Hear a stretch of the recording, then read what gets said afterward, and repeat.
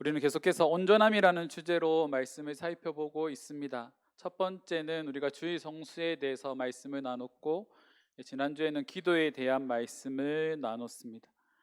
우리가 주의 성수에 대해서 말씀을 드릴 때 이 주의 성소는요, 첫 번째로 나를 거룩하게 하고 또한 두 번째로 하나님을 거룩하게 하는 날이라고 말씀을 드렸습니다. 우리의 시간을 하나님의 것임으로 인정하고, 우리의 시간을, 하나님께서 우리에게 허락하신 시간을 하나님을 예배하는 일에 사용함으로 우리가 구별된 자가 되는 것이죠. 그리고 지난주는 기도에 대한 말씀을 나누면서, 기도는 마치 어린아이가 자신의 부모에게 자신의 마음을 털어놓는 것과 같다고 말씀을 드렸습니다.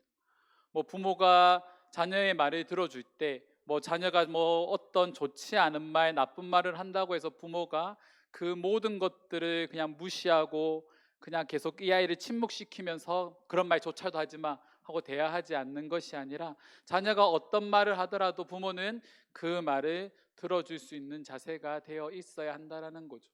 그래서 우리가 기도하는 가운데 때로는 우리가 감사의 기도도 할 수 있고, 또 우리가 기쁨에 하나님을 경외하는 마음에서 할 수 있는 기도도 할 수 있고, 때로는 다른 사람을 비방하거나 원망하는 기도도 우리가 하나님께 아뢰 수 있다라는 겁니다. 우리가 골방에서 하나님께 1대1로 이렇게 마주하면서 우리의 생각을 그대로 하나님께 아뢰는 것이 우리가 드리는 기도라고 말씀을 드렸습니다. 그리고 오늘은 세 번째 시간으로 주의 온전한 헌금 생활에 대해서 살펴보려고 합니다. 서점에 들어가면 부자와 관련된 책들이 참 많이 있습니다. 이 서점에 들어가면 제일 많이 보이는 책들이 어떤 책들일까요? 지금은 주식, 코인, 부동산, 이런 관련된 책들이 참 많이 나옵니다. 이런 책이 많이 나온다라는 것은 지금 이 시대의 사람들이 무엇을 가장 중요하게 생각하고 살아가고 있는가를 보여주고 있는 거죠. 왜 이런 것들을 우리가 바라보며 살아가겠습니까? 지금 러시아와 우크라이나의 전쟁으로 인하여서 세계 경제가 흔들리고 여러 가지 심각한 문제가 발생했습니다. 요즘 20대, 30대 젊은 사람들 중에 영끌족이라고 불리는 사람들이 있습니다. 이 사람도 어떤 부류의 사람인가요? 말 그대로 영혼까지 끌어모아서 대출을 받아서 주인과 코인이나 부동산에 투자를 했는데, 지금처럼 갑자기 뜻하지 않은 전쟁이 일어나면서 세계 경제가 어려워지다 보니까 금리도 계속 올라가고 하다 보니까 도저히 이 자신들이 대출을 받아서 냈던 그 돈들에 대한 이자조차도 감당할 수 없을 만큼 그들이 힘든 상황에 놓여 있다라는 겁니다. 그들은 부자대가 되고 싶은 마음에, 소위 말하는 한방이죠. 한방을 바라는 마음에 그렇게 투자를 했는데, 갑자기 세계 러시아와 우크라이나가 전쟁을 하면서 이렇게 경제가 어려워질지 과연 누가 예상을 할 수 있었을까요? 이처럼 우리가 부에 대한 잘못된 인식이, 특별히 돈이 최고의 가치라는 인식이 우리를 잘못된 삶으로 인도할 수 있다라는 겁니다. 지금 우리가 살아가는 사회를 자본주의 사회라고 말합니다. 자본주의 사회는 크게 두 가지 계급으로 나누죠. 자본가 계급과 노동자 계급입니다.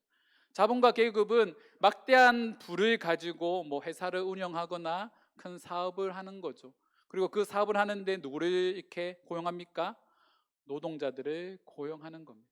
그래서 일정 시간 일하게 되면 일정한 금액의 월급을 그들에게 주고, 그들이 계속적으로 일을 할 수 있도록 하는 거죠. 그런데 이렇게 이제 자본가 계급과 노동자 계급에서 부자가 되는 건 누굽니까? 자본가 계급입니다. 우리에게 정해져 있는 월급의 수는 한정적이지만, 그 회사를 운영하는 사람들이 벌게 되는 돈들은 우리가 상상을 초월하는 많은 돈들을 그들은 벌 수 있다라는 거죠. 우리가 소위 말하는 빈익빈 부익부 현상이 계속적으로 이어지고 있는 겁니다. 그래서 모든 사람들이 이 자본가 그룹의 계급으로 올라가기 위해서 그렇게 노력하고, 그렇게 때로는 위험을 감수하면서 그렇게 돈을 버는 일에 매진하는 것이죠. 돈이 우리에게 있어서 하나의 도구가 되면 이 돈은 우리의 삶을 평탄하게 만들어줍니다. 조금은 편안한 삶을 우리에게 주는 거죠. 하지만 이 돈을 버는 것이, 많은 부를 우리가 모으는 것이 우리의 삶의 목적이 되면 그것을 추구하는 삶이 우리를 더 큰 어려움으로 몰아넣을 수 있다라는 겁니다. 지금 영구족이라고 말하는 그런 사람들처럼 말이죠. 지금 우리가 살아가는 세상은요, 돈이 우상이 되는 시대입니다. 성경에서 하나님과 비교되는 대상이 하나 딱 있습니다. 그게 바로 돈입니다. 마태복음 6장 24절 말씀에 보면 우리 함께 읽겠습니다. 한 사람이 두 주인을 섬기지 못할 것이니 혹 이를 미워하고 저를 사랑하거나 너희가 하나님을 겸하여 섬기지 못하느니라. 아멘. 주인은 말 그대로 섬김의 대상입니다. 주인이라는 것은 인격을 가지고 있는 인격체인 거죠. 그런데 오늘 예수님께서 말씀하셨던 이 말씀에 보면 돈에 뭐를 부여합니까? 하나의 돈을 인격으로 이렇게 묘사를 하십니다. 돈이 마치 섬김의 대상이 되는 것처럼, 우리 삶의 주인이 되는 것처럼 돈을 말씀하고 계시는 것이죠. 근데 그 돈과 누구가 비교되는지를 살펴봐야 됩니다. 누가 비교됩니까? 하나님과 비교가 되는 거죠. 뭐 간략하게 예를 들어서 창조주와 피조물이 비교가 될 수 있을까요? 제가 좋아하는 게 뭐 있죠?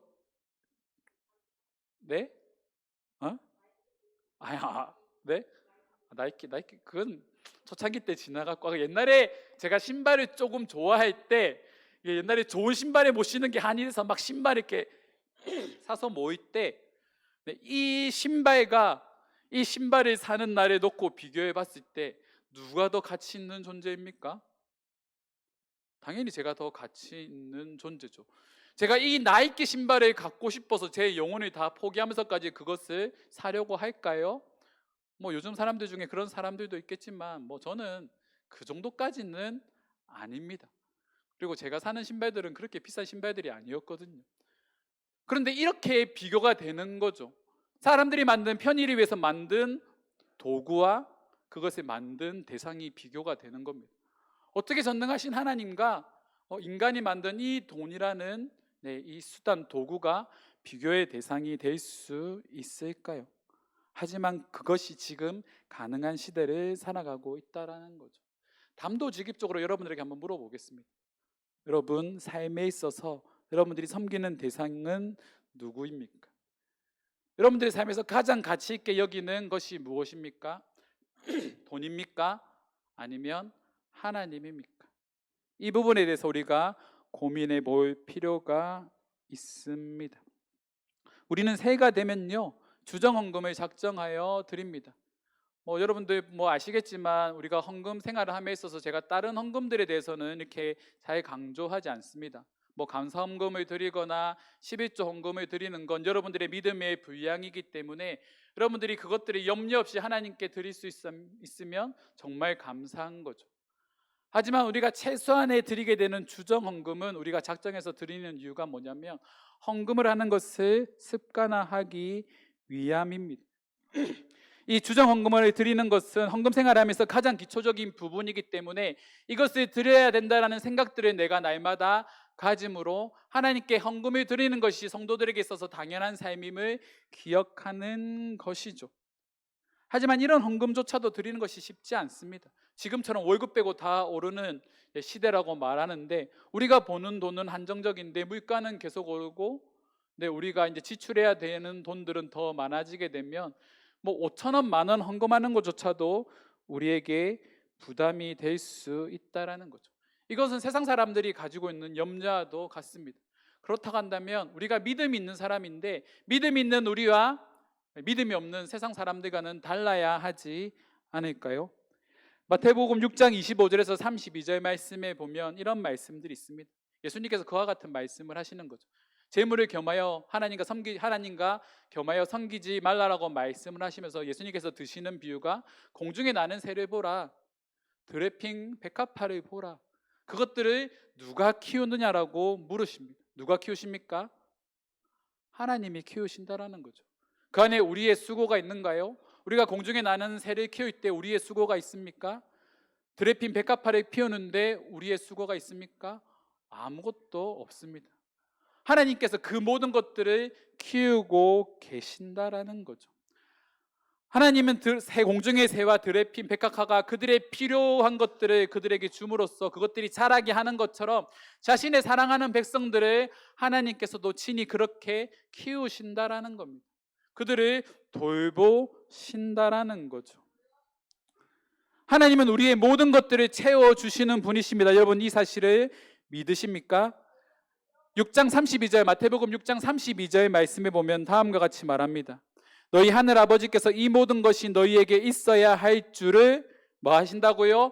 아시느니라. 하나님께서 우리가 필요한 것들을 다 아신다라는 겁니다. 그럼 우리에게 필요한 게 뭡니까? 그 하나님을 신뢰할 수 있는 믿음인 거죠. 내가 지금은 부족하지만 내가 나의 마음을 하나님께 표현함으로써, 우리가 하나님께 온전한 헌금을 드림으로써, 지금은 내가 이 헌금을 드림으로 나의 것을 포기하는 것처럼 보이지만 더 많은 것으로 나의 것을 채워주시겠다라는 그 하나님에 대한 절대적인 신뢰와 확신이 우리 가운데 있어야 하는 겁니다. 그래서 하나님은 이 모든 것들을 더해 주시기 위해서 우리에게 제시하시는 삶의 모습이 있습니다. 바로 33절 말씀입니다. 우리 6장 33절 말씀 함께 읽겠습니다. 너희는 먼저 그의 나라와 그의 의를 구하라. 그리하면 이 모든 것은 너희에게 더하시리라. 이 말씀이 무엇을 의미할까요? 하나님 중심적인 삶을 먼저 살아내라는 겁니다. 너희는 먼저 그의 나라와 그의 의를 구하라. 우리를 통하여서 이 땅에 하나님의 나라가 이루어지고 그분께서 말씀하시는 이 고아와 가부를 환난 가운데 돌아보고 도움이 필요한 자들에게 그리스도의 사랑으로 다가가는 것, 그런 삶을 우리가 살아낼 때에 하나님은 이 모든 것들을 더하신다라고 말씀하시는 거죠. 그리고 그 일에 우리가 하나님께 드리는 헌금이 사용되어진다라는 겁니다. 이 순서를 여러분들이 분명히 기억하셔야 됩니다. 하나님께서 우리에게 많은 것들을 부어주셔야 내가 하나님을 위해서 더 많은 것들을 섬기는 것이 아니라, 내가 먼저 하나님을 섬기고 난 다음에 하나님께서 나에게 이 모든 것들을 더하시는 축복을 주신다라는 걸 우리는 기억해야 한다라는 거죠. 이 순서가 중요합니다. 그래서 오늘 본문 말씀으로 이제 돌아서 본문의 말씀의 배경들을 좀 살펴보도록 하겠습니다. 바울은요, 이 고린도 교회를 향해 예루살렘 성도들이 환난과 핍박 가운데 있으니까 이 예루살렘 교회 성도들을 섬기기 위한 구제 헌금을, 목적 헌금을 보내달라고 요청을 합니다. 여기까지만 보면 바울이 헌금을 강요하는 것처럼 보일 수가 있습니다. 하지만 오늘 본문 말씀에 바울이 이 헌금을 요청하는 배경을 우리가 알 필요가 있습니다. 고린도 교회는 바울이 2차 전도 여행 가운데 세워진 교회입니다. 근데 이 교회는요, 특별히 하나님께서 성령의 역사들을 많이 부어주셨습니다. 어떤 역사들이 있나요? 교회가 세워진 지 얼마 되지 않아서 그들이 성령 충만함이 나타나기 시작하는 거죠. 어떤 이들은 예언을 하고, 어떤 이들은 방언을 하고, 어떤 이들은 또 다른 신유의 연사, 치유의 연사, 이런 다양한 은사들이 고린도 교회에 나타나기 시작을 합니다. 교회가 이런 가운데 은사가 나타나면 어떨까요? 우리 교회 가운데 이런 놀라운 역사들이 일어나고 있다면 지금도 수많은 사람들이 우리 교회에 나오지 않겠습니까? 근데 그런 역사들, 우리가 살면서 한 번, 두 번 경험할 수도 있고 경험하지 못할 수도 있는 그런 여러 가지 은사들이 이 고린도 교회 가운데 넘쳐난다라는 거죠. 그러니까 이 고린도 교회가 세워지기 당시 얼마나 뜨거웠겠습니까? 그렇게 뜨거웠던 이 고린도 교회가 예루살렘 교회가 어려움에 놓였다라는 소식을 듣게 됩니다.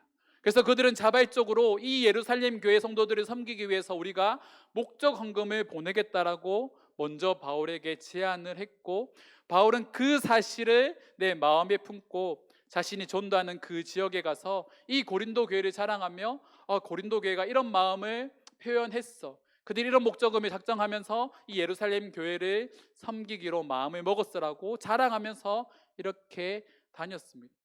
하지만 이 교회가 세워져 가는 과정에서 좋은 일이 있으면 나쁜 일도 있겠죠. 이 교회에 문제가 생기기 시작합니다. 어떤 문제가 있을까요?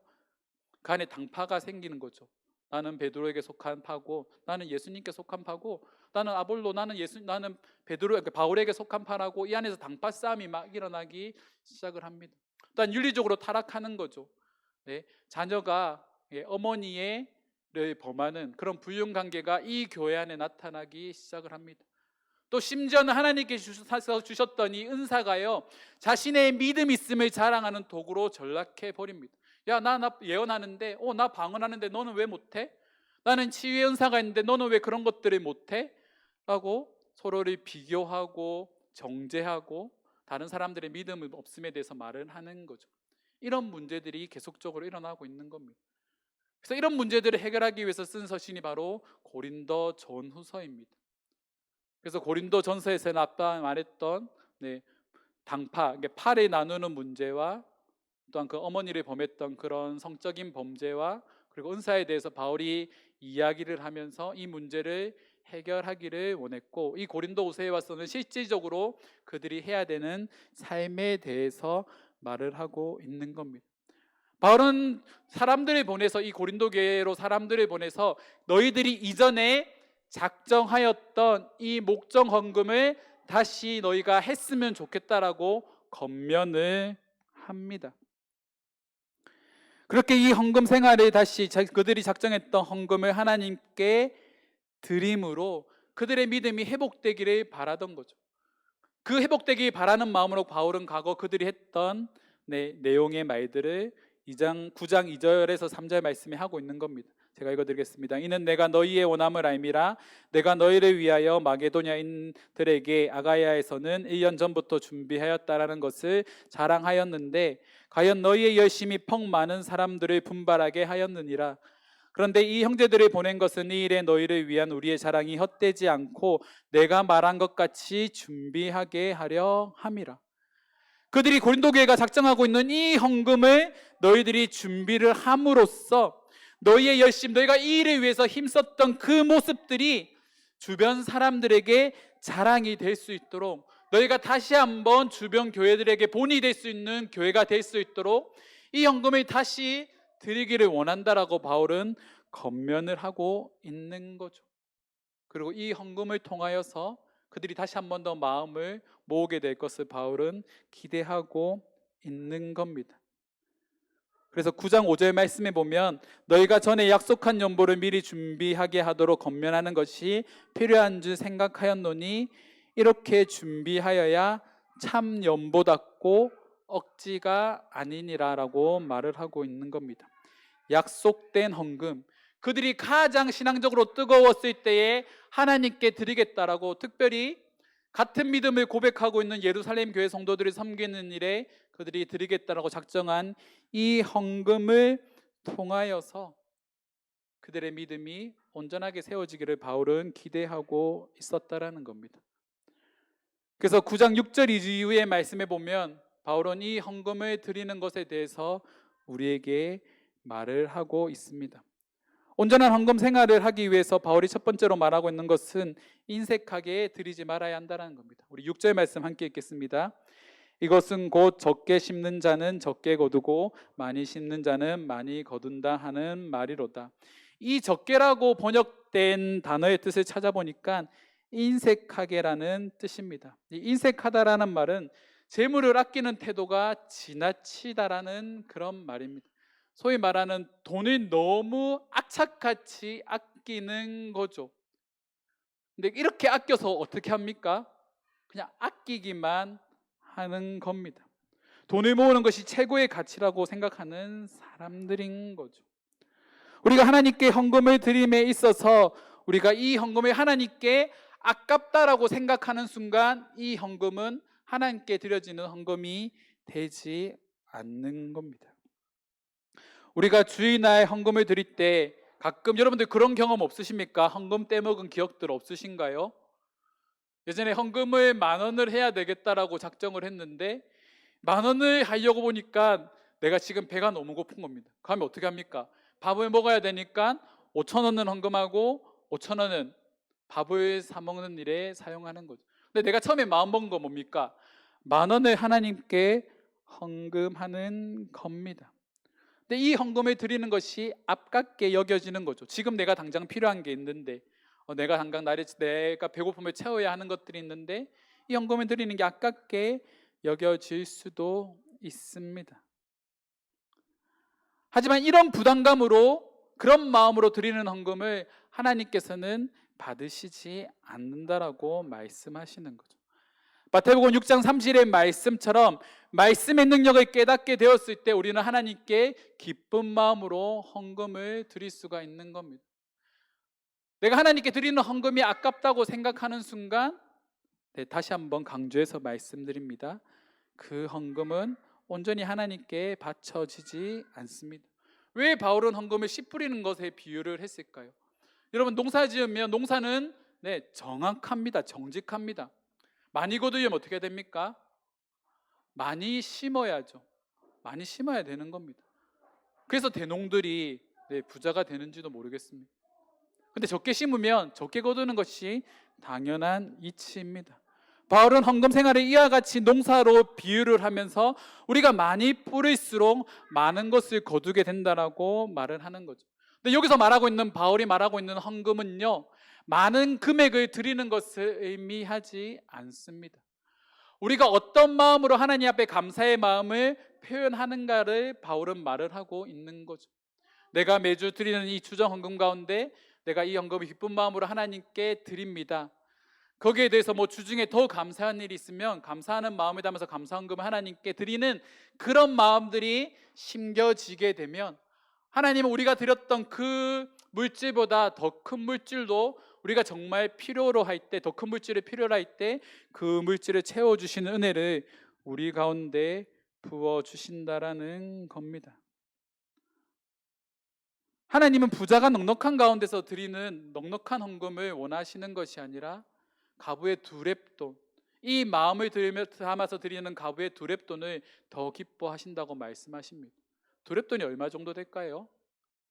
대략 한 1,000원 정도 됩니다. 지금은 좀 더 올라서 한 1,500원 정도 잡아도 그렇게 큰 돈은 아닌 거죠. 하지만 가부는 그 헌금 안에 자신의 마음을 들여서 이 헌금을 하나님께 드렸습니다. 예수님은 그 모습을 기뻐 받으시는 거죠. 사람들은 겉으로 많은 헌금을 드리는 것이 내 믿음이 좋다라고 말하지만 하나님은 마음의 중심으로 헌금을 드리는 자들의 마음을 기뻐 받으신다라고 말씀을 하십니다. 그래서 우리는 이런 마음으로 하나님께 헌금을 드려야 됩니다. 우리 9장 7절의 말씀을 한번 읽어보겠습니다. 함께 읽겠습니다. 각각 그 마음에 정한 대로 할 것이요 인색함으로나 억지로 하지 말지니 하나님은 즐겨내는 자를 사랑하시느니라. 자, 어떻게 한다고요? 헌금을 할 때 마음에 정한 대로 하는 겁니다. 여기도 또한 한 번 더 인색함이라는 단어가 나오는데 여기서 사용되는 인색함이라는 단어는 조금 다른 뜻으로 사용됩니다. 근심하는 이라는 뜻으로 사용되는 거죠. 우리가 하나님께 드리는 헌금이 근심이 된다면 여러분들 그런 근심이 되는 금액의 헌금을 하지 않는 것이 차라리 더 낫습니다. 헌금이 나에게 근심이 된다면 그 헌금을 드리지 않는 것이 낫는 거죠. 차라리 내가 드릴 수 있는, 내가 마음을 정해서 이 정도 되면 이 정도 하나님께 내가 지금은 드릴 수 있겠다라고 생각하는 그 정도의 금액을 하나님께 드리는 것만으로도 하나님은 그 마음을 기뻐 받으신다라는 겁니다. 그래서 우리는 매주 드리게 되는 주정헌금을 작정해서 드리는 것이 중요합니다. 우리가 주정헌금을 작정할 때 여러분들 부담되게 작정하지는 않지 않습니까?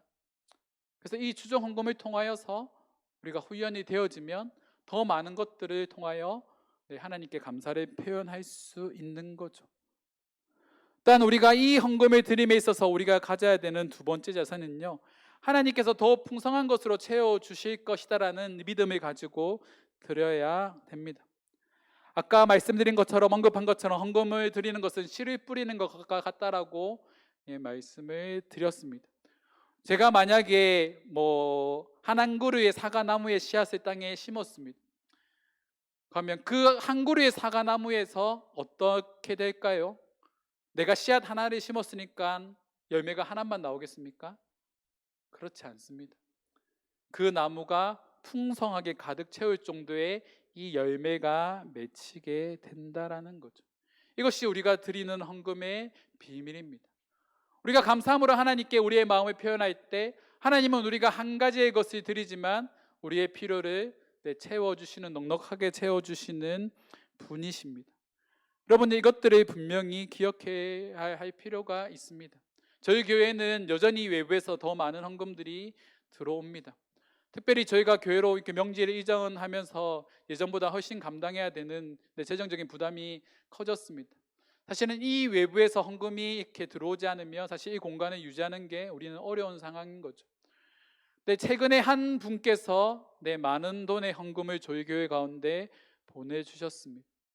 그리고 그분과 이렇게 잠깐 대화를 나누면서 저도 그렇게 이제 헌금을 보내주시니까 감사해서 집사님 감사합니다라고 감사를 고백을 하니, 그렇게 이음교회를 보시고 저희가 하는 사역들을 보시고 헌금해 주시는 분들이 공통적으로 하는 말이 있습니다. 자, 그 말이 뭘까요? 목사님, 그거 제가 복 받으려고 하나님께 드리는 겁니다라고 말씀하십니다. 그리고 목사님, 제가 이것들을 하나님께 드림으로 하나님께서 더 많은 것들로 채워주시는 것을 경험하고 있기 때문에 지금도 감사하는 마음으로 그것을 드립니다라고 말씀을 하십니다. 이런 분들이 지금 우리 교회를 계속적으로 후원해주고 계신 분들입니다. 어떻게 이와 같은 믿음을 고백할 수 있을까요? 은혜를 경험했기 때문인 거죠. 하나님께서 더 풍성한 것으로 채워주신 은혜를 경험했기 때문입니다. 저 또한 마찬가지입니다. 교회의 많은 것들을 감당함에 있어서 때로는 제가 조금은 부담스럽게 느껴지는 것들도 것만큼 하나님께 드릴 때가 있습니다. 하지만 지금까지 교회를 이끌어가면서 확신하는 것은 하나님께서 그 모든 것들을 채워주셨다라는 경험이 있기 때문에 지금도 그렇게 걸어갈 수 있는 거죠. 바울은 이것을 말을 하고 있습니다. 우리 8절과 10절 말씀 우리 함께 읽겠습니다. 먼저 8절입니다. 함께 읽겠습니다. 하나님은 능히 모든 은혜를 너희에게 넘치게 하시나니 이는 너희로 모든 일에 항상 모든 것이 넉넉하여 모든 착한 일을 넘치게 하려 하심이라. 10절입니다. 심는 자에게 씨와 먹을 양식을 주시는 이가 너의 의의 열매를 더하게 하시리니. 8절에서 말하고 있는 게 뭡니까? 하나님께서 능히 모든 은혜를 너에게 넘치게 하시는데, 이 넘치는 곳으로 우리가 그것들을 나만 누리는 것이 아니라 뭐라 말씀하시는가요? 8절에서 모든 착한 일을 넘치게 하신다라고 말씀하시는 거죠. 이 부가, 이런 물질적인 축복이 나에게 주어졌을 때 그 넘쳤던 것을 다시 또 다른 사람들에게 흘려보낼 수 있는 그런 삶을 우리가 살아내야 된다라고 바울은 말을 하고 있는 겁니다. 또한 그것이 또 다른 열매가 되어서 우리를 더욱더 풍성하게 만드는 거죠. 그 10절 말씀에 또 뭐라 말씀하십니까? 너의 의의 열매를 더하게 하시리라. 우리가 맺어야 되는 의의 열매가 뭡니까? 하나님의 나라와 그분의 의를 구하는 삶입니다. 그런 삶들이 하나님께서 우리에게 물질적인 축복을 주셨을 때 그 물질을 통하여서 그런 삶을 실천해 가는 것이죠. 우리가 하나님 앞에 우리의 마음을 드릴 때 하나님은 이런 축복을 우리 가운데 부어주신다라는 겁니다. 마지막으로 우리는 헌금을 드릴 때 이 헌금을 하나님께 드림으로 하나님을 향한 감사의 마음을 기억해야 합니다. 우리가 헌금을 드리는 것으로 나의 것을 포기하는 것이 얼마나 어려운지를 우리는 깨닫게 됩니다. 이 깨달음을 가지고 우리가 우리의 신앙을 되돌아본다면 하나님께서 그분의 독생자이신 예수 그리스도를 우리에게 보내주시는 것이 얼마나 큰 사랑인지를 우리는 깨달을 수 있게 된다는 겁니다. 어떻게 독생자를 우리를 살리기 위해서 보내주실 수 있겠습니까? 제가 여러분들을 위해서 저희 자녀를 제물로 바칠 수 있을까요? 불가능합니다. 절대로 할 수 없는 일이죠. 근데 그 불가능할 것 같은 그 일을 하나님의 본체, 하나님과 동등된 분이신 그 예수 그리스도를 이 땅 가운데 보내주심으로 우리에 대한 하나님의 사랑을 예수 그리스도의 죽음을 통하여 확증하셨습니다. 그 사랑을 우리가 경험했다라는 거죠. 그 하나님께서 우리에게 주신 이 물질을 감사한 마음으로 드림으로 우리는 간접적으로 그 하나님의 사랑이 얼마나 큰지를 잊지 않게 되는 겁니다. 우리가 10,000원 헌금하는 거 아까워하고 2만원, 3만원, 5,000원 헌금하는 거 아까워하는 그 마음으로 우리가 신앙생활을 한다면 어쩌면 여러분들의 마음속에 하나님께서 여러분들에게 부어주신 그 사랑의 깊이가 온전히 우리 가운데 자리 잡혀 있지 않을 수도 있습니다. 어떻게 엄청난 사랑을 받았던, 은혜를 경험했던 사람이 그 은혜를 갚으려고 하지 않을까요? 우리가 지금 살펴보고 있는 것도 여러분들 곰곰이 한번 생각해 보십시오. 왜 우리가 주일 성수를 합니까? 하나님께서 우리에게 주신 은혜에 감사해서 우리가 여전히 하나님을 섬기는 분이라는 것을 우리의 삶으로 고백하는 겁니다. 우리가 왜 기도를 합니까? 하나님이 우리의 주인 되심을 인정하기 때문에 기도를 하는 거죠. 우리가 누군가에게 무언가를 얘기한다라는 건 그 사람에 대한 전적인 신뢰를 바탕으로 합니다. 우리가 하나님께 기도한다라는 것은 우리가 전적으로 하나님을 신뢰한다라는 우리의 마음의 표현입니다. 일단 우리가 오늘 살펴보고 있는 헌금을 하나님께 드린다라는 것은 이 세상의 최고의 가치로 여겨지는 이 돈이라는 것을 하나님께 드림으로 우리 삶의 최고의 가치가 하나님이심을 우리가 믿음으로 고백하게 되는 것이죠. 그래서 우리는 온전한 헌금 생활을 하는 것이 중요합니다. 일단 이 온전한 헌금 생활을 통하여서 하나님께서 우리에게 두 가지 훈련을 시키십니다. 바로 13절의 말씀입니다. 우리 13절 말씀 함께 읽겠습니다. 이 직무로 증거를 삼아 너희가 그리스도의 복음을 진실히 믿고 복종하는 것과 그들과 모든 사람을 섬기는 너희의 후한 연보로 말미암아 하나님께 영광을 돌리고, 하나님께서 우리에게 훈련시키는 것은 첫 번째로 그리스도의 복음을 진실히 믿고 복종하는 삶입니다. 하나님께서 우리에게 요구하시는 바로 신앙생활의 모습이 있는 거죠. 온전한 주일 성소와 하나님의 것을 하나님께 드릴 수 있는 온전한 믿음, 그것이 우리에게 요구되어지는 삶입니다. 또한 이것들을 통하여서 하나님께 영광 올려 드리는 삶, 이것이 우리의 삶을 통하여서 나타나야 하는 거죠. 이것이 우리가 살아가는 믿음의 삶입니다. 사랑하는 이음교회 성도 여러분, 우리가 복음을 진실히 믿고 복종하는 삶, 하나님의 것을 마땅히 하나님께 기쁜 마음으로 돌려드릴 수 있는 그런 삶을 살아가는 저와 여러분들이 되기를 주님의 이름으로 축원합니다. 성경에 보면 정말 좋은 말이 있습니다. 고르반, 하나님께 드림이라는 뜻입니다. 무엇을 하나님께 우리가 드리는지가 정말 중요합니다. 세상이 가장 소중하게 생각하고 최고의 가치로 여겨지는 시간과 물질을 우리가 하나님께 내어드림으로 우리는 하나님이 우리의 삶의 주인이 되심을 고백할 수 있게 되는 거죠. 저와 여러분들이 이런 믿음으로 우리의 마음을 하나님께 드리는 자들이 되기를 주님의 이름으로 축원합니다. 말씀을 정리합니다. 사랑하는 성도 여러분, 내게 주어진 시간과 물질이 나의 것이 아님을 고백하시기 바랍니다.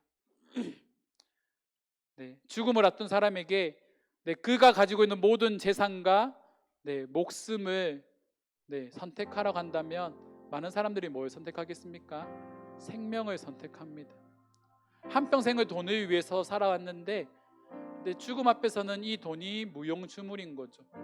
돈으로 자신의 병을 치료할 수도 없고 이 돈으로 자신의 삶을 100년, 200년 연장할 수 없는 겁니다. 수많은 사람들이 이 돈으로 자신의 삶을 연장하려고 했지만 모두 다 실패했습니다. 하지만 우리는 죽음 이후에 하나님께서 우리에게 예비하신 영원한 삶, 천국에서의 삶이 예비되어 있습니다. 성도의 삶은 그런 삶을 준비하는 사람들입니다. 최고의 가치 되신 하나님께 이 땅의 최고의 가치로 여겨지는 것을 드림으로 우리의 믿음을 온전히 고백하는 저와 여러분들이 되기를 주님의 이름으로 축원합니다. 이 시간 우리 함께 기도합시다. 하나님, 내가 하나님의 것을 하나님께 온전히 드릴 수 있는 믿음의 사람이 되기를 원한다라고 우리 먼저 기도하며 나아가도록 하겠습니다. 기도하시겠습니다.